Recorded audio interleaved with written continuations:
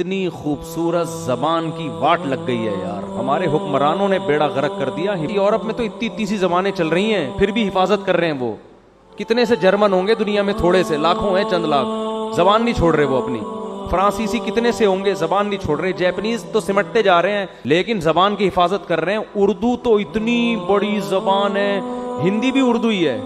پورا انڈیا، پورا پاکستان، بنگلہ دیش میں بہت بڑا ایریا، اور برما میں بہت سارے لوگ، اور کچھ کنٹری ایسے ہیں جو انگریزوں کے دور میں نا وہاں سے انڈیا سے اردو اسپیکنگ جا کے ان ملکوں میں آباد ہوئے ہیں.